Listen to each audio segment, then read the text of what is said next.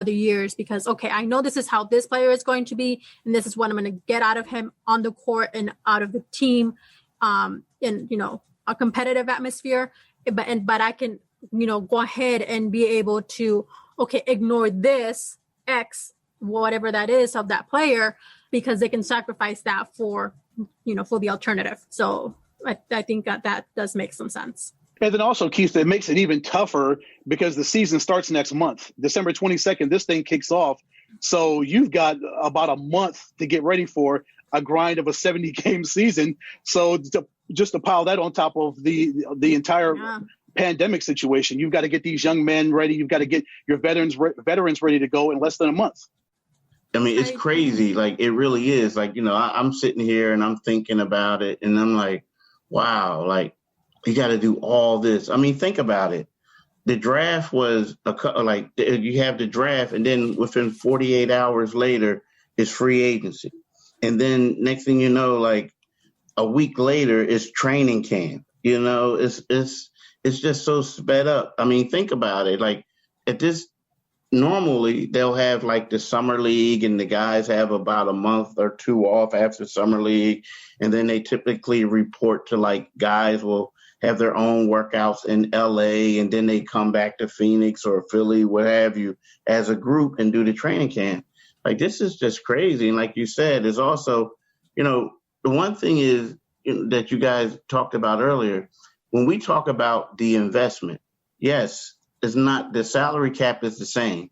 So you're going to, if it's like the first overall pick, he's going to make money just like it was a regular season. So the reason why you're passing on certain people is because if you're not 100% sure and you mess around and you draft the wrong dude, you can't go to the owner and say, well, you know what? It was a pandemic. We didn't get to work them out. We didn't get to do this. And the owner's going to say, well, I'm sorry, man, but your services are no longer needed. You know what I mean? It's not going to fly. It's not going to fly. So it's like, that's why a lot of people were getting passed on. It's like, well, he's not 6'4". He's only 6'3". I don't think he's a 2 guard. He's not coming to me. You know what I mean? It was crazy. I mean, you could think about it, because no one wanted to, people's jobs are on the line. I know it sounds crazy, but it's true. It's true. So Daryl Morey jumps in and makes so many moves to change the Philadelphia 76ers as far as personnel and money and cap situations are concerned. They sent Al Horford to Oklahoma City, getting rid of that $81 million contract. Josh Richardson goes to Dallas. They bring in Seth Curry, Danny Green, and Terrence Ferguson. According to Spot Rack, they sent out about $38.3 million of 2020 cap. They brought back $27 million, saving them $11 million. They sent out $102 million of remaining cash, taking on $43.8, saving $58 million. Wow. Daryl Morey just hit the ground running as far as making moves financially, which is great, and also for a personnel standpoint, Keith. Yeah, it was great. I mean, this is how you look at it, right? So, when he started the evening, the thing is, as soon as he made that trade with OKC that sent Al Horford out, like you mentioned, all the money Al Horford was owed, right? They won in my eyes, because you couldn't tell me that they were going to get someone to basically trade for Al Horford, right?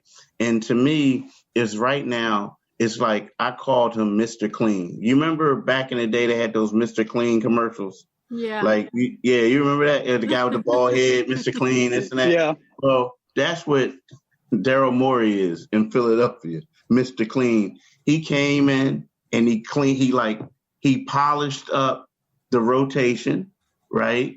He took and waxed the floors with Al Horford's contract, you know what I mean? And then he also furnished some shooters to the Sixers. So it's kind of like he did a lot of things. And I think that the former front office made so many mistakes, like the people who they let go. They made so many mistakes to whereas they set this team back. You have a guy like Doc Rivers, who's a future Hall of Fame coach. You have Ben Simmons, you have Joel Embiid, but there was no way that they were going to be competitive with the way the roster was constructed. So right now, what he did was like he was able to reduce salaries, right, or get rid of certain salaries. He was able to bring in shooters, and right from that point, to me, it didn't matter who they went out and drafted. He just made the Sixers a better team. Now, again, how much better? I don't know. But I just know that the team that they had before, I didn't have them finishing no better than 6th in the East. With that, I do want to say Doc Rivers is coming in. He's faced with a challenging team. He's faced with a huge challenge. And they're, not one of the best teams out there. We know it. And they're rebuilding everywhere. Pretty much you can say from scratch with what you just said. And they have to create a defensive team to get to where they want to go, especially here soon as championship, be a competitive team. Where do you grade one? There's two questions. My first question to you is, where do you grade the Sixers in this draft? And what do you see as a priority, not only for the Sixers, but for Doc Rivers as the head coach in his first year of coaching? Now, first of all, where I grade the draft, I will give them a B, right? And the reason why I'm giving them a B is because of I think that they went out there and they got shooters. Danny Green is he's a career 40% shooter. You look at Seth Curry, he's a guy who shot, I believe, 45% last year. And then they went out and they traded for these guys, right? So we're going to say they traded, but then they go out in the second round and they go out there and get a guy, Isaiah Joe, who's the best shooter in the SEC. And then they get a reserve center. And then they get Tyrese Maxey, who was a great point guard at Kentucky. Now, you look at all of them and you look at all the things they can collectively, that's a B to me. That's a B, everything. Now, what do the Sixers need? What they need is they need they need two things. They need a bona fide backup center for Joel Embiid, right? They also they have a bunch of shooters, which is great, but they need a guy who can come in and can create his own shot. That's what they need. They need a guy who can come in and create his own shot. Another thing they need, that's why they need three things. They need a pure point guard. Now, you look at Ben Simmons, 6'10", he can get up and down the floor and do everything, but he's not a pure point guard. Tyrese Maxey is not a pure point guard. They got a lot of guys who can dribble the ball and do certain things, but they're not point guards.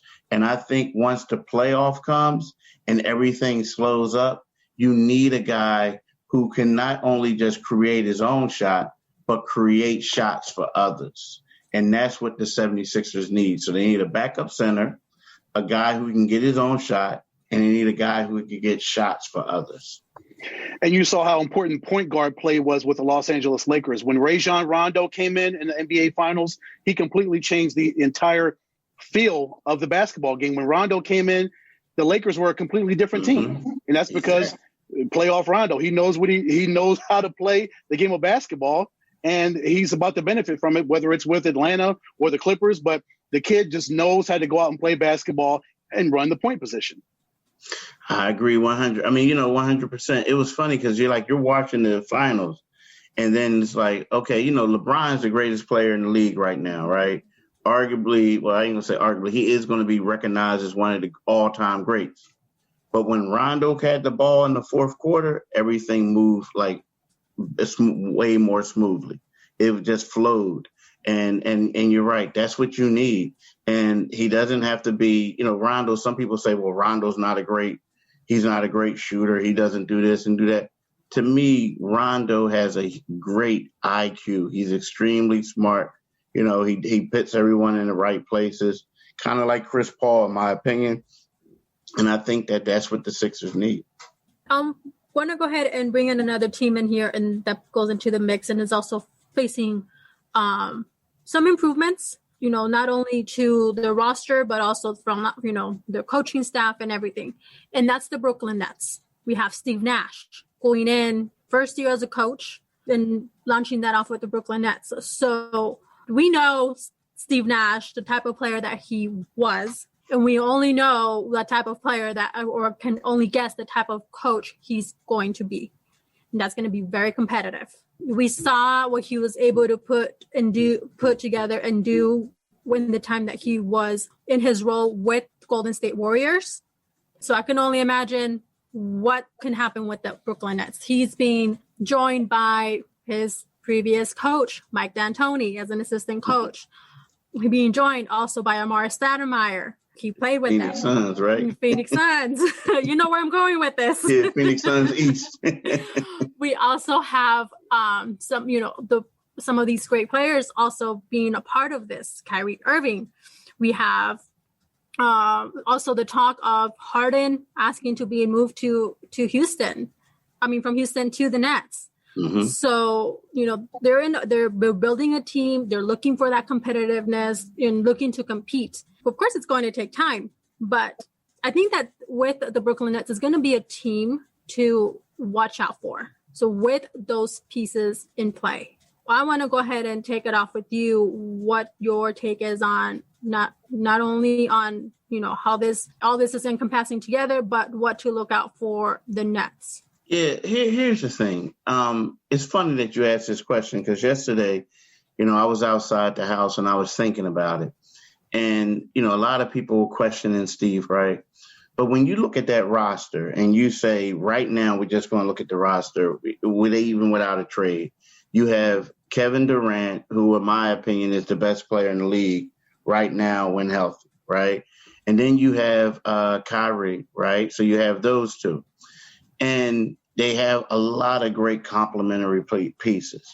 And this might sound crazy to y'all, but when Phil Jackson took over the Bulls, no one knew who Phil Jackson was. Like, okay, he was an assistant, but he wasn't exactly the guy. You know what I mean? And then all of a sudden he starts winning all these championships, right? And, at first people were like, well, how is he taking over this team? Like, what is he doing? Like, he has Michael Jordan.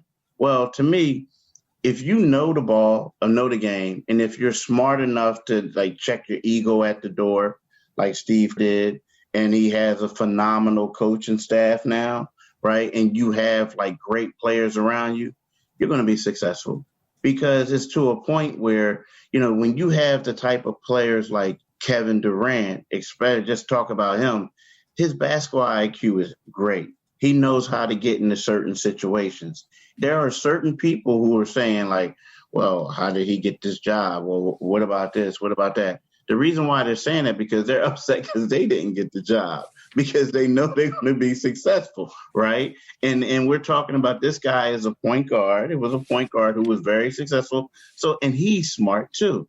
So I think that he's going to be great. I think the team is going to be good. And, if they go out and get James Harden, my only concern that I have about this team is when Miami formed the Big Three, LeBron wasn't the guy at that time who always had to take the last shot. That wasn't his game, right? D. Wade at that particular time, D. Wade was like, hey, I want to win a championship, so I'm going to defer to LeBron. He wanted LeBron to become that guy.